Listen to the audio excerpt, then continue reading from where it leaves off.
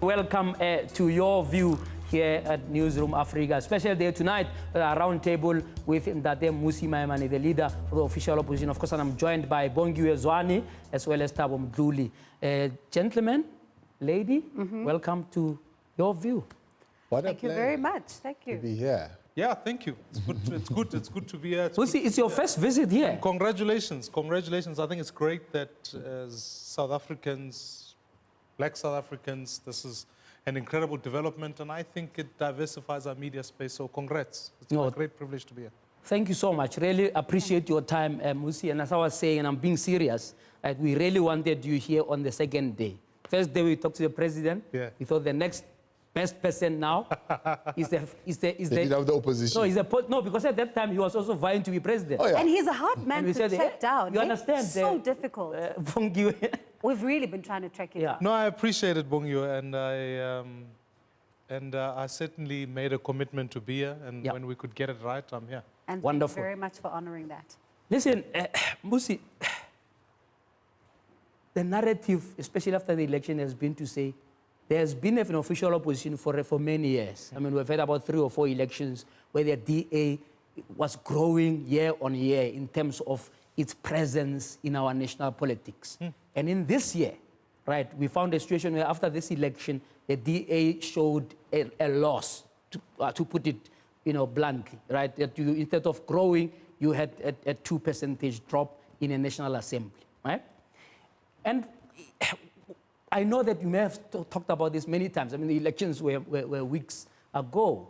But in your own words, how do you summarize that kind of performance, right, as a leader of a party that, has said to South Africans, in fact, this is an alternative government. Sure. We don't just want to be, again, an official opposition. We actually want to govern this country, want to govern at least Gauteng, want to co-govern in other provinces. Explain to us, South Africans listening, to say, why did the DA show a decline? Look, in a basic nutshell, we would argue the elections were disappointing. There's no other way of saying that. It was disappointing also because I think, we hold the view that we run the best governments in the country. And objectively speaking, I think we could sustain that argument. We run the cleanest governments, where the years in government unemployment decreases. We work hard not to steal anyone's money, to make sure that all funds are allocated to where people are needed. And so it is disappointing in that in the midst of a political climate where, to be fair, I think South Africa's desperate need now is for that government. It's a government that will take it forward. That it was disappointing for us that we weren't able to grow as much as we could. That's the first thing. I think the second issue is when we look at global politics, no one can deny the fact that all over the world, in a climate of fear, South Africans are finding themselves in a very difficult situation. 10 million of our citizens are unemployed.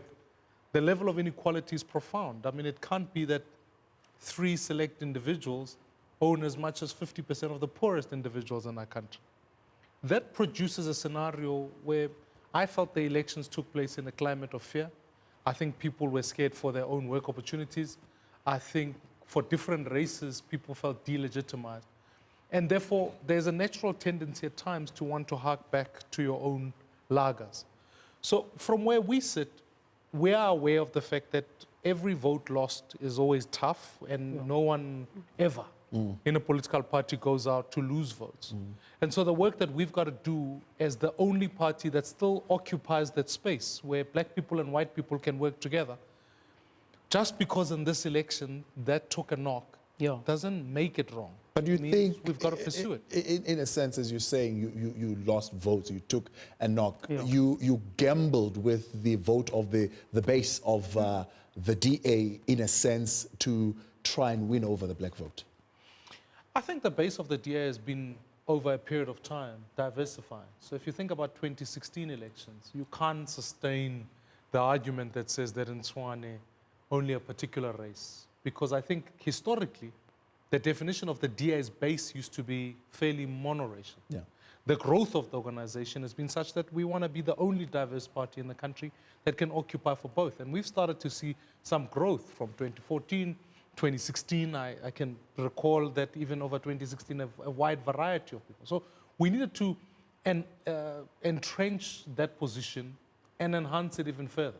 So yes, it was always going to be difficult because I think people, South Africans, want to say, when they look at a political party, they want to say, this party is for me as a particular race. But do you think as a tactic, I mean, it was a wrong idea for you to ignore those? We who didn't ignore. Traditionally wanted to say, you didn't protect, for example, the Afrikaans language. How you handled the Swiss Reneka matter is not how they wanted you to handle it. Yeah. And just to add there, of course, I mean, you then had the FF Plus come in and take the votes that would ordinarily belong to the DA. That, of course, shows that it's a gamble. It was a gamble. And it's, I still maintain that there is always a risk when you pursue a non-racial movement. You're not always going to get it right all the time. I want black people who can come to the DA and say, yes, the DA is for me, but not only for me. I want white South Africans who say, yes, the DA is for me, but not only for me.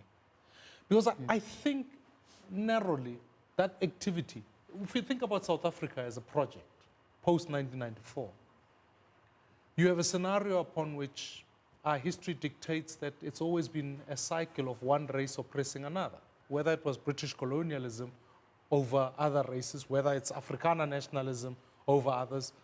That's been the history of our country. Change in this country is not going to be a question of saying, well, let's find another race to replace another. That's not the change I'm looking for. The change I'm looking for is to say, actually, let's break that cycle.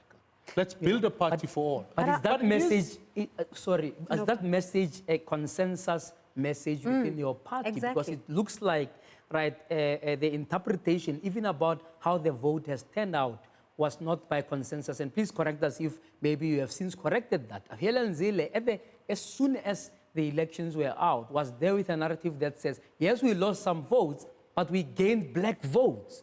And I found that strange because that's exactly what the DA would want us to stay away from, to say, do not characterize this thing even in racial terms. And you then find the Athol Trollip saying that it's a collective decision, that, it's not really a collective decision, but you're taking collective responsibility. But then in an internal letter that you wrote to staff that was leaked, you say, as leader of the DA, I take full responsibility for the outcome of this election. And it almost looks as if you're not speaking in one voice in the democratic alliance. No, look, first of all, any leader in any organization, I set out a project, and it's a project I'll give my life to, because I believe it, actually. At my core, I believe in a non-racial South Africa. At my core, I believe that different races can work together. But does your party believe that? And that's why I'd end up in the DA. Because fundamentally, that's what the DA is about. It's about a party where we can strengthen individuals and different races can work together. You'll recall in 2015 when I got elected, I said, if you don't see that I'm black, you don't see me. Because I think there must be a recognition of race does not make you the racist. It means we're living in a diverse environment. Now, if you project that over a long period of time, many have fought. The struggle for non-racialism didn't begin with Mmusi Maimane. It originates from the early 1900s. It's been a long struggle. So along the way, you're going to have some gains, and along the way, you're going to have some losses. But when that project, and you look at the scoreboard, and you say, well, in this election, which I think it's an event, not a trend, by the way, because I'm telling you now, the DA is going to bounce much higher. You then say to yourself, you must be responsible. It would be wrong of the leader of the organization to say I'm not responsible. And therefore, I'd come back to the leadership of the DA and say, I pursued this project. I believe this is what the party must go towards, and I take responsibility for it. Could you not take And therefore, the leadership then will turn around and say, look, We recognize that. But could you We are not with take responsibility in that press conference as well, so that you've got one message that you're saying, I'm taking responsibility, I'm with Ethel Trollip here, I'm with James Self, we are all together, I'm taking responsibility as the DA leader. But then you go and you say it in private. It almost seems as if there's a DA in a closet and there's a DA in public. Not at all. I think that when you lead an organization, your job is to lead the people, not only the ones who act as your executive, who act as your counsel, you lead citizens and you communicate that. That was a letter to the party, but in every public platform, I've never shied away from taking full responsibility for the elections. I spoke to our entire council and took responsibility for the elections. Now, here's the thing. You will recall that for many people sat back and said, well, if you take responsibility, what then should we do about it? Yes. And I've got to present Are there consequences? I then give it to the leadership to say, this is the project as I see it. If you don't feel that I'm fit to take the project to the next level, then you need to have the freedom to make the decision that you need to make. And the leadership That sounds like a parable. Did you offer to resign? No. I told them straight up, I said, this is the responsibility I take. And I want to say this here. And Did you offer to resign though? I He's not always will answering say, that no, because it's important. This is a very important distinction here. I'll go to any organization and any leadership and say, this is the project as I see it. If the DA was to depart from that and say it's not what it is, then I'm not the right leader for it. But I believe in that vision of a non-racial South Africa. And therefore the leadership then got back and said, we stand right behind you. I didn't feel it was appropriate for me to sit at a press conference and have to defend what I believe in. Let the leadership who are also entrusted with the duty to come in and say, this is where we stand. And then immediately we see the federal executive chairperson resigning. Resigning. He did not resign. I think. Well, that's what your letter, you said he stepped down. So he decided willingly to step down from his position. In other words, he wasn't asked. I had to an step extensive discussion with James Self. James has served the organization for 19 years in a particular position. One of the things that happen in an election is that you've got to say to people, how do we govern best? And I want the DA to continue that brand of good governance. Along with a brand of non-racialism, along with owning the future, I want us to be the best government in the country. Yeah. And therefore, as any responsible individual, you take some of your troops who have fought many battles and then say to them, I would like you to serve in this capacity. Yes. So James is moving on to a role where we can look at our governments, make sure the governments that we've been working, Joburg, Zwane, Cape Town, the Western Cape, Nelson Mandela Bay, actually continue to deliver services. So frankly, one of your former I needed to strategists ask says him, the party works best when the leader of the party, the chief whip, and the federal council and the CEO, they work together to make the party work. But it seems as though in this particular case, that was not what was happening. I disagree with you again. Because when you lead an organization, your job as the leader is to, if you like, climb up a ladder, look where the organization has to go, and then say, here's where we're going. The CEO and everybody has to make sure we get us there. And you have to make tough decisions at times. Otherwise, I believe in a diverse organization. If it's not, I'm going to make decisions. They're not always going to be popular, because if you want to be popular, then you must give people ice cream. So you've got to make tough decisions. You've got to say to people, here's the route I'd like us to go. And therefore, in this instance, the CEO implements that vision. In that particular instance, I asked himself to serve in a particular role in governance.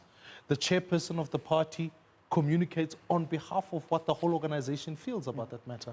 You as the leader... So I think it was not his idea, because the timing was curious, that in the middle of you trying to weather the storm about your assessment of how you have performed and so on, you have one of the, really one of the pillars of your federal exec, almost giving the impression that he is not throwing his weight behind that collective taking of responsibility about the failure of the current moment. When you reflect on any situation, if you reflect on it on the basis of yesterday, it would be like Bafana saying, let's look at our previous match, figure out what we did wrong, and then live there. you reflect on saying, there's an election coming in 2021. What do we need to do? Bafana Bafana needed to look at the next game and say, what do we need to do? So in this instance, when we reflected on the election results, if I remain in 2019, well, guess what? I'm going to repeat the same mistakes. I've got to say to myself, what is 2021? What's important about 2021? What's important is that we've got to prove the case for good governance. And therefore, you make decisions that say, we've got to play better in 2021. We're going to have to take a break, but your metaphor for Bafana Bafana is a dangerous one. if we stretch it, we're going to get into deep We could get into trouble, Yeah. but I think we have a Bafana movement. So let's launch it out. All right, let's take a break now.